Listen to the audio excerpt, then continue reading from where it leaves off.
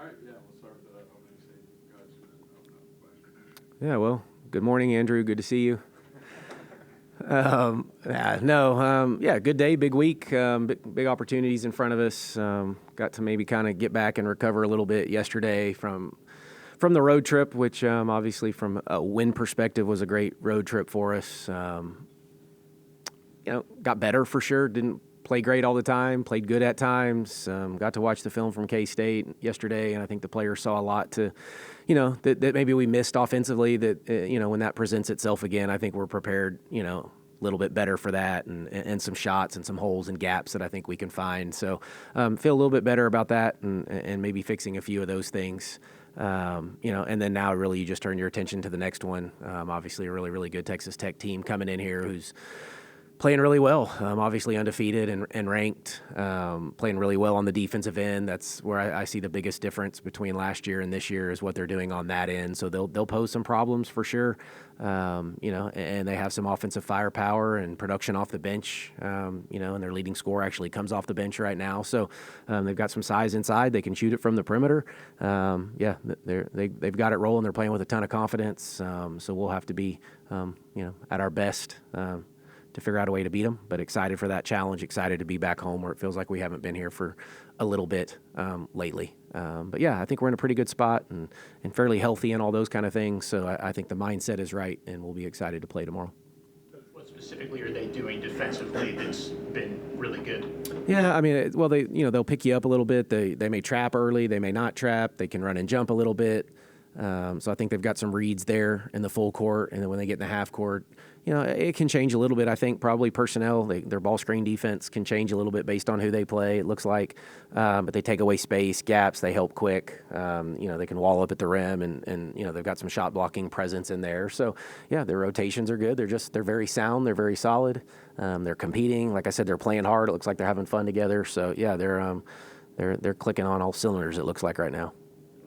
Ohio State, you really hadn't been in a close game late. How confident were you that they'd be able to handle it? And obviously they handled it quite well. The K-State game, is that what you're talking? Yeah, we hadn't. I mean, you try to practice some of those situations here and there, and, you can never make up every one of them, that's for sure. But, yeah, their response was good. We had the 7-point lead with, 7 to go, I want to say, and then I think they either took the lead or tied it up for sure, maybe took the lead, and then made some good plays. I thought we got better defensively and kind of started to figure some things out as the game went on, and then got some crucial stops late. And obviously, Gia hit the big offensive shot, and then Jordan hit the 2 big free throws to get it to 4. So, we made some good plays late when we really just didn't have a ton of offensive rhythm necessarily. I thought Carter and Mimi kind of had it going and carried us a little bit. I thought we turned down quite a few threes that when we watched it back that were there and we should have taken, and I think we will in the future, and we'd been shooting it really well. So, we'll be comfortable back home too, and I think we'll take those shots if it presents itself. And then to get a couple stops late was good for us. Yep. Called for Gia specifically, or is that just how it worked out? It had a couple options. That was one of the options for sure. So yeah, you typically try to give them more than one option, but yeah, we had told her in the timeout that might present itself and to make sure she was ready to make a play. Coach, when someone has a leading scorer coming off the bench, do you go into the game kind of ready to deliberately change your defensive game plan when she comes in, or is it more of a, however the game's flowing in the first few minutes? What is that kind of like for you when a leading scorer comes off the bench like that? Well, I mean, it can be a little bit of both, but no, she's going to get attention for sure. She's even I think every coach, when you start to do your scouting report, you pull out the season box score and you kind of look who's the leading scorer, and you start to kind of game plan based on some of those types of things.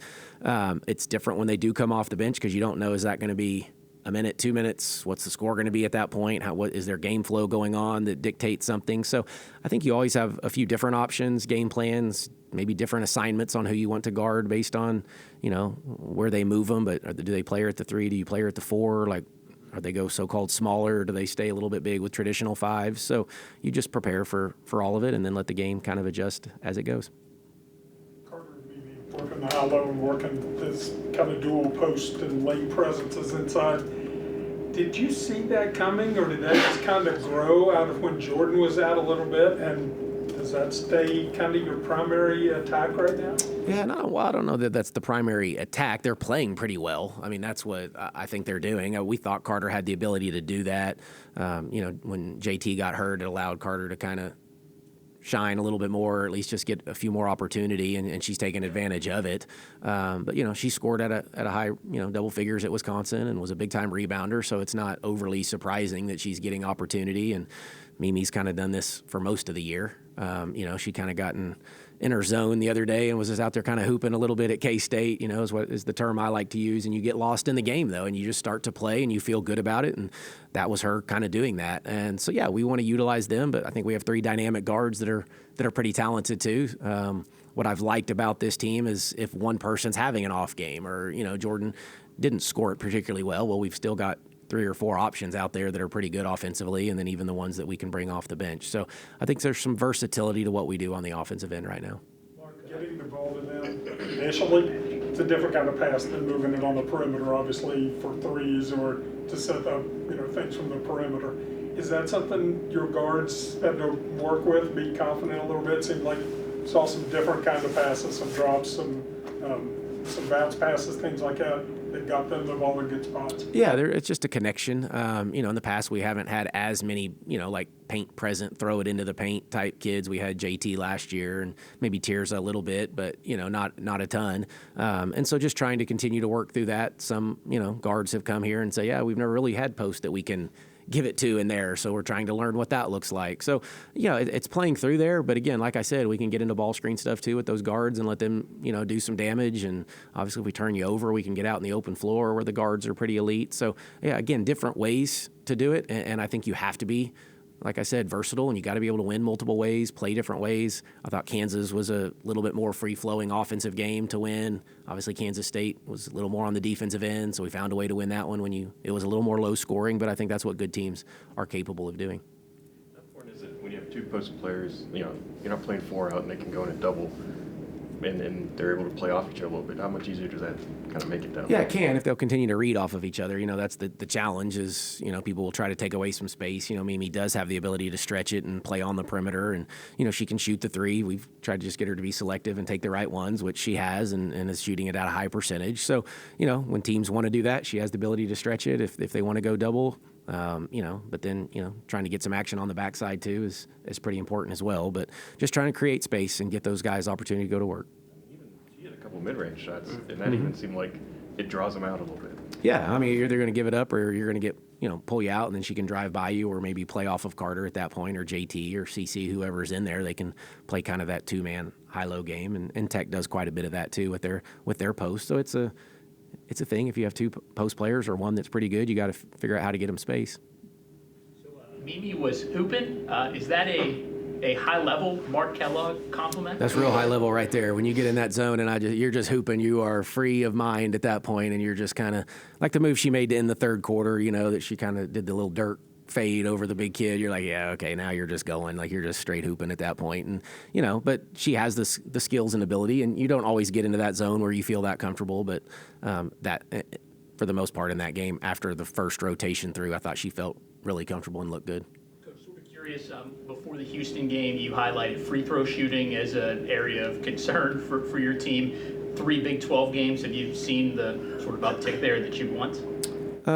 Yeah, by percentage, I guess. I don't think we were actually getting to the line as much as we were earlier in the year. Percentage, I think, has gone up a little bit from earlier in the year. So to answer your question, I guess somewhere in between, probably. Like it's a little bit of both. Yeah, percentage might be up, but volume is down. And so how do we continue to get volume maybe back up just a little bit and then convert at a high rate? I know it's a small sample size, but is that just a consequence of the way that the game is called against Big 12 teams and the physicality that you can expect? Well, that, and we made so many threes in those first 2 games. So if you're shooting, and making threes, you're probably not getting to at the rim at the same rate. So it's just a, I guess, pick your poison type way. Like if you want to try to take away the paint, then we have the ability to make threes. So you may give that up. If you want to try to take away the 3, then maybe we have the ability to get to the rim and to the free throw line a little bit more. So again, being versatile enough to play both ways is really important. Mark, I know it's only January, but we kind of assume these next 3 games will go a long way to deciding the standings. So just how do you want the team to approach this stretch? Yeah, really. I mean, yes. important, sure, fun, exciting. This is what you want for January 7th. It will feel, probably NC tournament-ish, but we've already played some of those that were in November. So that's not unusual. That's what the Big 12 is, though. It's almost every night, They still count the same. So just like whether we're playing Tech or playing Kansas State, you're either 1-0 or you're 0-1. And I keep saying that. They go the same way. You only play these teams once, so we don't see them again. So it's the only time, you get to kind of see what you can do against them. So, it's too early to talk about all of that. We'll let everybody else kind of bring that stuff up and the undefeateds and those types of things, which is still crazy that we've only played 3 games and there's only 2 teams that haven't lost. But yeah, it's a gauntlet. It's coming. We know it. Regardless if it's 3 ranked teams, that we do have on the schedule next or just quality Big 12 opponents. It's really just all we're talking about is trying to figure out how to beat Texas Tech right now, and then we'll figure out what comes next. Most of the time, I don't even remember who we play. I have to get my staff to tell me when do we play again and who do we play. Mark, I've heard you use the word grit a lot this year. Obviously, you guys have pulled out a lot of wins, gritty wins. Do you talk about identity with your team at this point in the year? Especially like you just said, playing the Big 12. Iowa State loses a home game the other night. It's just every night anybody can get beat. How much do you throw that word grit around, and how much do you just kind of sit down with your team and say, what is our identity? This is what we want. Is stuff like that. Does that get thrown around a lot in the locker room? Yeah, I mean, yes, a little bit, not a ton. You're always trying to work on your identity. That's part of it. I think we already know that. I think we probably talk about that a little bit more. Summer, fall, I guess, is probably when those like deeper conversations happen. Now we would be like showing them the film and be like, yeah, this is how we want to look, or this is a play that defines the character of our team, which yes, in turn, I guess is saying that without saying it, So it's just trying to show them now, like, man, when we're at our best, this is what it looks like, right? This is the toughness, this is the grittiness, this is what we want to represent, and then these are maybe some possessions that this isn't what we want to represent. Like, we think we're better than this in these possessions. So again, it's a standard. That's kind of what we talk about more now is there's a standard, there's an expectation in which we expect you to play or meet. And if you don't, then we're disappointed in that, whether we win or lose. And if we meet it, then we're making strides to go in the right direction. So that's kind of what we talk about probably a little bit more now than just like being gritty and those types of things. Yeah.